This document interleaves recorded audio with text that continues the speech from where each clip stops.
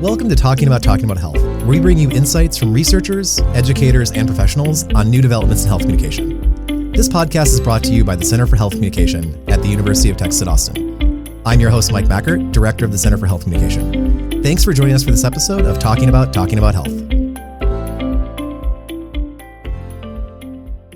Today, I couldn't be more excited to welcome Deena Kemp, who is an assistant professor in advertising and public relations here at UT.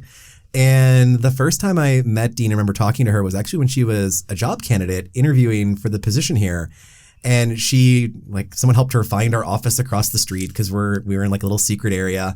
And we were talking about the Center for Health Communication as something that for her, as someone interested in health communication and persuasion and all these things, would be an exciting part of joining UT. And so it was a really fun conversation. I was thrilled when we offered her the job and she accepted. And I've had the chance to work with her ever since. So Deena, really excited to talk to you today. Glad to be here. Well, so we've been starting asking everyone, what first got you into health communication as a field that you wanted to focus on? So actually, my first sort of foray into health communication was after finishing my undergraduate degree. So I did an undergrad degree in public relations, and I kind of knew really early on I didn't want to go the corporate route or the entertainment route or the sports route. I only left a few things, tourism and health. And health seemed a lot more appealing. And I actually got a job right out of finishing my undergrad degree with a home health and hospice company. And I was in what they call their marketing communications department. And my job was really to do a lot of promotion for the services that they had. They had an elder care service where it was in a retirement community, I should say that. And so we had a lot of older people who didn't necessarily have medical needs, but they had social needs. And so one of my first responsibilities was promoting that. But I was also assigned to promote our annual flu shot clinic.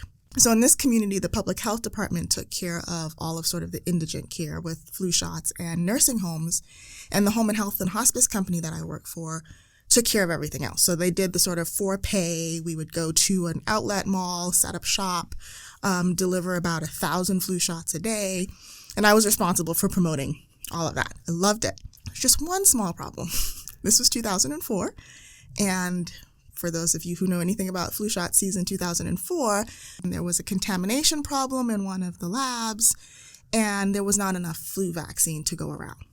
So I had spent months telling people you should get a flu shot. Here's why you should get a flu shot. And 2 days into our public launch of our campaign, I spent most of my time telling these people who showed up en masse, sorry, we can't help you, right? If you're not over 65, if you're not pregnant, if you don't have a chronic illness, you actually can't get the vaccine.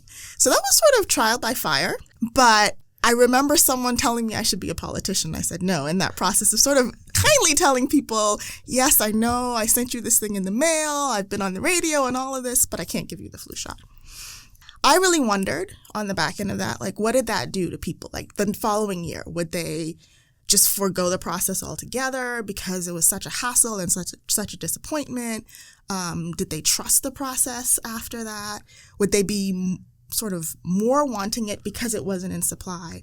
And these are questions as a practitioner you don't have time to think about because it was on to the next thing. Whatever the next thing was, making sure that the people who did need a flu shot in the community actually got it, transitioning the whole focus of our program. I stayed on that job for about a year.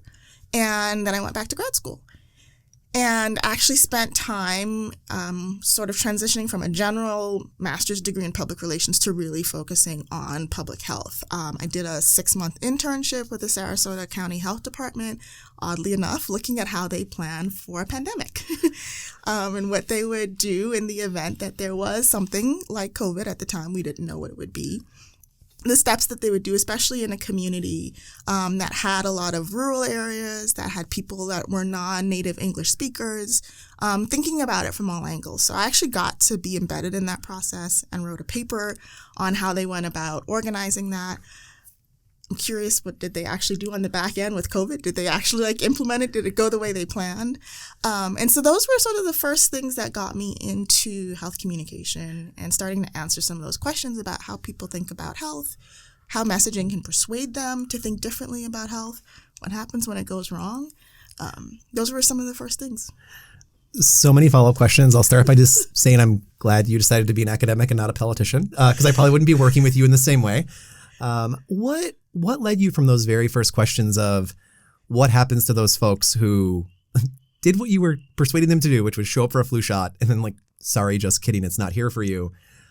What was your path from that very first sort of question to the kinds of questions you're interested in pursuing now? So I will say at the time, and this is something I later learned in academia, you don't always start out answering the questions you thought you were going to answer. So I thought, okay, I really want to understand how these people specifically thought about the issue, right? Our messaging obviously changed in that time frame to telling people who couldn't get a flu shot what they should do to keep themselves healthy and safe. But reaching those people once I left that community was actually really difficult. And I'd reached out to the Sarasota County Health Department thinking that maybe they would be a way for me to sort of answer those initial questions. And they were more sort of like, that's happened. That's great. We're focused on the future. And it's one thing to not have enough vaccine for viruses that we know about. It's another thing to have a virus we don't know about and we have no form of treatment. And so that, I think, was the first sort of shift. And starting to think about how messages persuade people and what things work and don't work.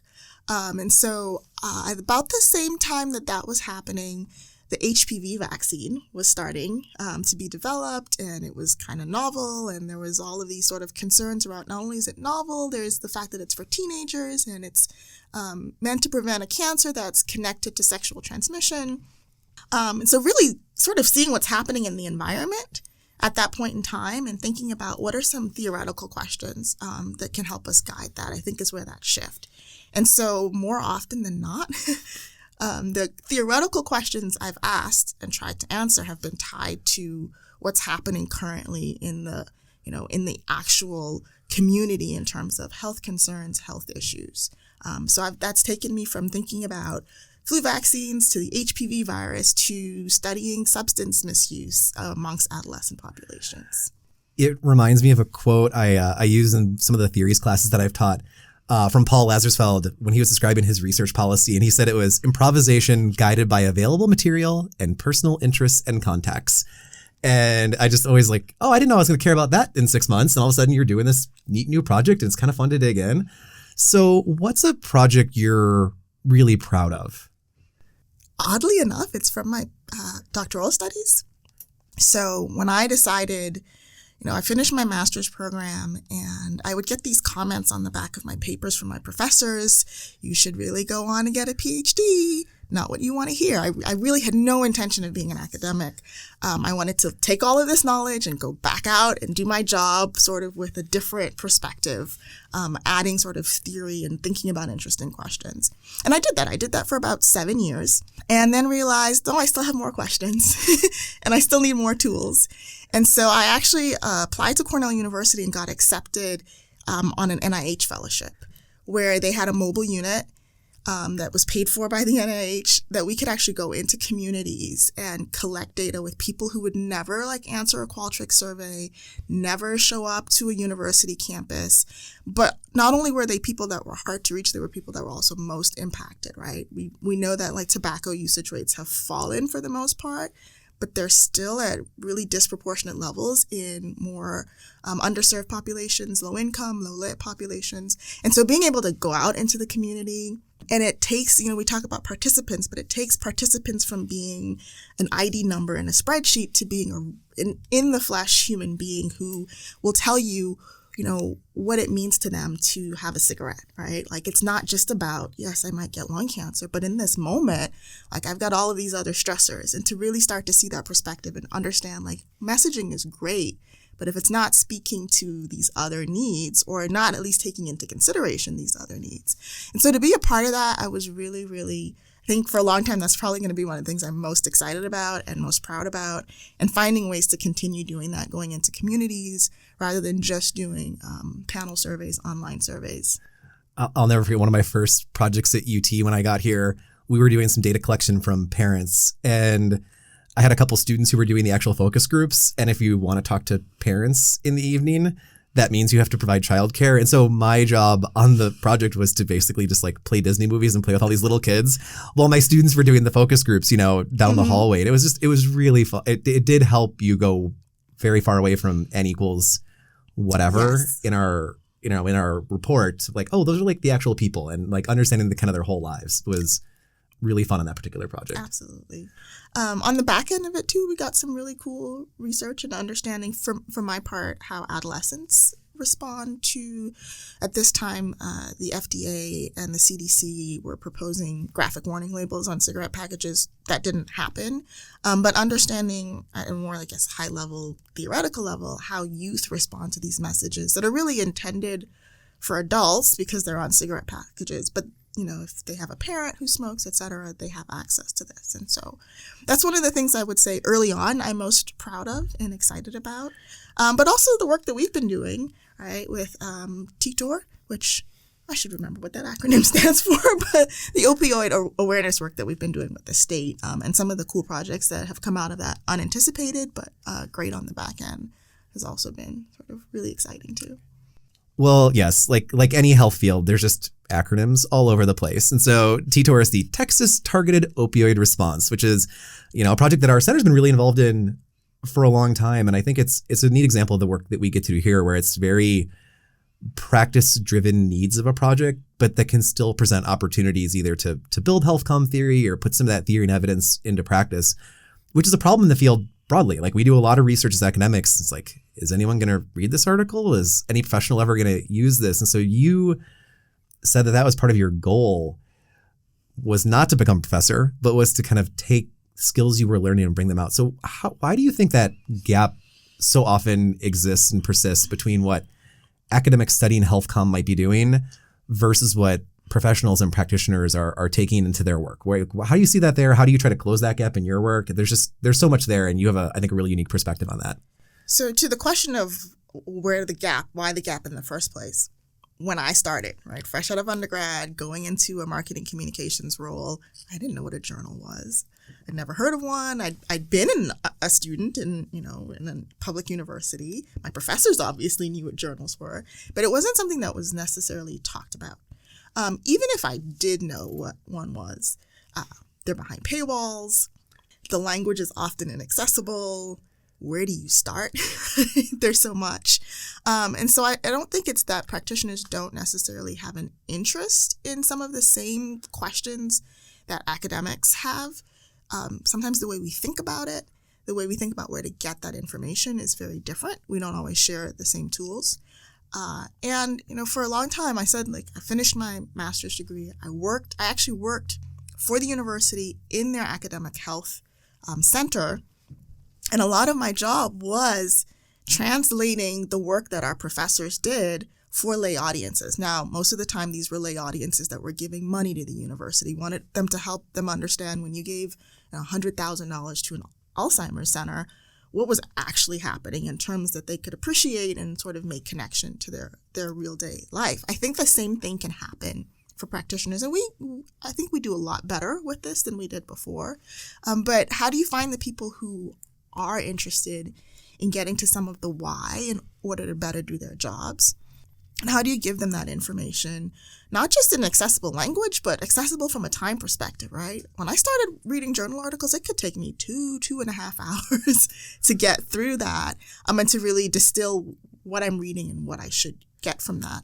Most practitioners just don't have that time for one article, much less the breadth of research that we sort of cover. So whether that's white papers, attending professional conferences, sometimes, just like professionals don't know what academic conferences are, the reverse is often true. Finding opportunities to partner with companies that do this work, whether it's being embedded in the company, coming in and spending time in meetings, et cetera. I think there are a lot of opportunities that we are aware of, more so than perhaps some practitioner groups. I'm not going to say all are aware of, that we could use and leverage a bit more to do that translation. That gap of, as a professional, not even knowing where to go, I think is really interesting. I know when our Center for Health Communication was being founded, we thought it'd be kind of a normal academic health comm center and, have a master's degree in health comm and faculty write NIH grants. And I very much at the time did not imagine the sort of more professional oriented education that is a big part of what we get to do now. And it's really fun. It's a very different way of like, how do we get people 3 really good days in a conference, or how do we get people an hour of training because they don't want to spend 2.5 hours trying to make sense of a complicated research article? It's just a really different way of thinking about education. Like as a teacher, it's fun to figure that out, but it feels very different from what I might do in an undergrad classroom or something like that.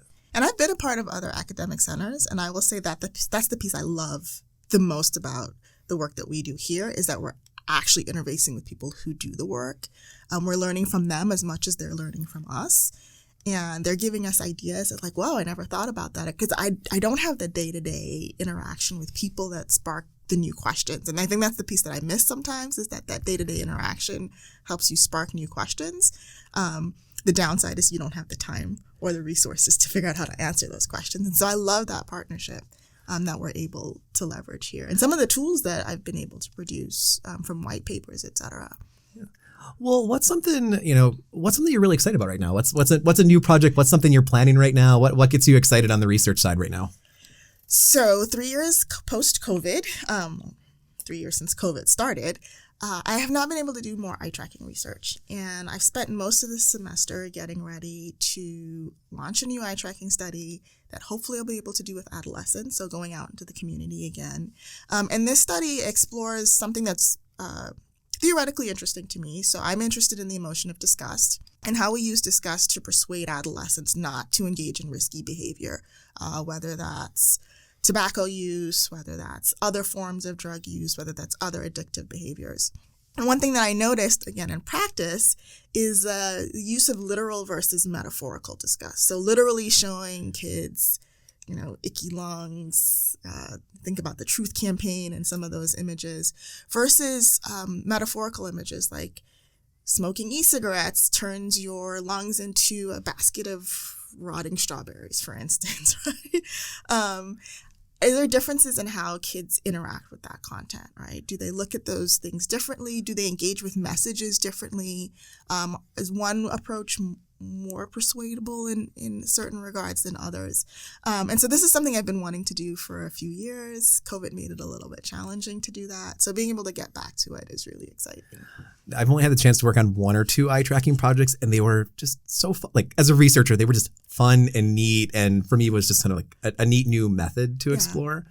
When you're talking to other folks about kind of this disgust as your main research interest, I, through working with you, have learned a lot more about that. And I think students really quickly get the idea of the difference between a fear appeal and a disgust appeal. And like, they're not the same. And as soon as you explain a little bit, like they can start taking advantage of that. Mm-hmm. So when you're thinking about that in your work or talking to professionals, like how do you help them decide? Like, is this something where disgust is the right approach? Is this something where we think fear or some other emotion? Like, how do you think about kind of the right emotion for the right job, if that makes sense? Yeah. So for a long time, we actually didn't distinguish between fear and disgust. But when you look back over a lot of the campaigns that have been used, it's sort of a combination of both. We've used disgust to sort of ramp up the fear, and not really thought about whether those two things were operating separately, whether adding disgust did something more than just frighten people. And so one of the things I like to tell people when they're thinking about using emotional appeals in general is that there's a theory of emotion. And that theory sort of says emotions motivate us to do things, and emotions guide the way we think about things in our environment. And so if you want people to reflect, for instance, on something, we found that sadness is a good emotion to evoke because it causes people to withdraw, to slow down, and sort of contemplate a situation. Sadness in and of itself, though, might not motivate them to act, and so you might want to pair that with another emotion. And so if you just get to know, and there are sort of handy charts out there that say these emotions make you think, these emotions motivate you to action, these emotions motivate you to withdraw. Disgust, I think, is being used not just to frighten people, but to associate unhealthy behaviors with contamination, right? So not just is this thing not good for you, it's yucky, it's icky, why would you want to? And we have more of an immediate reaction, oddly enough, to disgust than we do to fear. And so trying to evoke some of those responses. And so if you think about what your communication goals are and think about how different emotions sort of overlap with those goals, it might help with saying, like, in this moment, anger is a good choice because we know that anger motivates action, and action towards external targets, as opposed to fear, which might motivate us to action, but also might motivate us to flee as well. And so thinking about how emotions match up with our communication goals. So the last couple of years of health comm have been so dominated by COVID-related research. I mean, we have an article you led that was a really neat look at this. But when we think sort of not post-COVID, but as we imagine kind of where the field is going and people maybe have a little bit more space to breathe and think about what they want to explore next, what's something in the field that you think is a kind of a trend that's worth paying attention to? Where do you think health comm is going as an academic field? So I think true to form, I don't have one answer to this. Oddly enough, I have the parental answer as someone who is the parent of an adolescent, a teenager. I kind of track the news from that perspective a lot, right? And so I still spend a lot of time thinking about like what's happening in the world. And so teenage mental health is one of the things that I think we're going to be paying a lot of attention to as health comm researchers in the very near future, because it's sort of dominating the news right now, and a lot of resources are going to start to be invested more, hopefully, in thinking about why adolescent girls in particular seem to have really poor mental health outcomes right now. As a researcher, I tie on to that, sort of thinking about my interest in adolescent addictive behaviors, whether that's substance use, whether that's self-harm, etc., and how that is influenced by mental health issues, right? We've got teenagers who traditionally weren't at risk for certain risky behaviors, who may now be simply because mental health has been introduced as a factor in their patient profile. And so really thinking about what is our community concerned about? What are sort of the top things we're talking about? And do we see a parallel for that in the work that we're doing as health comm scholars? Well, I know that's such a common thing to take the things that are either top of mind as people and bring that into our health comm research, which is always a little bit, it always feels a little odd. Like, you're not like, I'm supposed to be an academic and use theory and all the things. It's like, oh, there's a thing I'm experiencing in my actual life now. Like the way that can inspire new research projects. Yes. And also when our research is so far removed from what's going on in reality, can we really fulfill that sort of research informing practice goal if we're sort of just doing what's convenient or what's personally interesting to us, but may not have larger social ramifications? Right. I think that's probably what makes, at least for me, I think a lot of people who work in health communication so rewarding is that chance to do academic research and work that has kind of bigger impacts kind of in the world we actually live in. Yep. Well, Deena, thanks so much for being here today. This is a lot of fun. I love the chance to work with you and share a little bit of this conversation with listeners. So thanks so much for being here today. Thanks for having me. Thanks for listening to Talking About Health. For more from the University of Texas at Austin Center for Health Communication, be sure to check out our website, uthealthcomm.org. That's healthcomm with 2 M's. Thanks again and hook 'em.